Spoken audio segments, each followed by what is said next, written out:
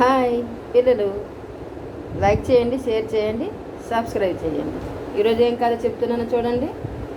అతి సుందరమైన చేతులు చేతులు కథ చెప్తున్నాను. ఇందులో నీతిని చివరిలో తెలుసుకుందాం. ఓకేనా? రండి, ఇప్పుడు కథ చెప్తాను.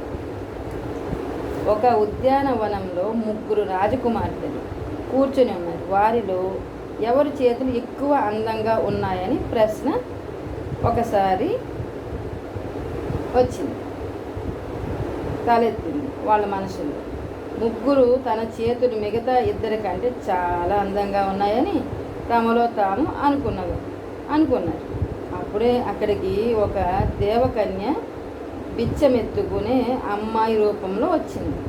ఆ అమ్మాయి ధర్మం చేయండమ్మా అని అడిగింది.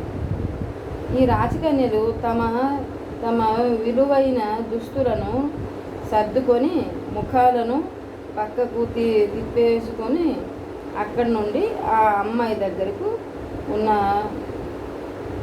పూరిలో చేరింది.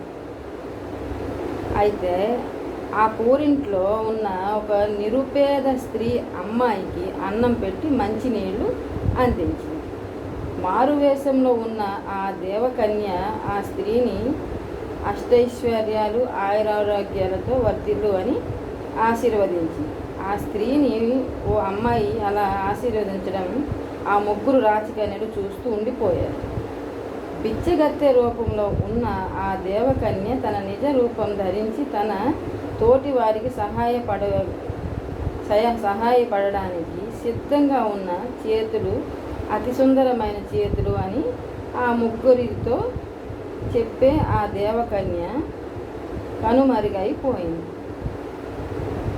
ఈ ఇతరులకు సహాయపడడంలోనే సుందరము, ఆనందము, గొప్పతనము ఉన్నది. ఈ కథలోని నీతి ఏంటో చెప్పనా? ఇతరులకు సహాయపడే మనస్సు, పేదవారికి దానం చేసే చేతులే గొప్పవి. అదన్నమాట కథ.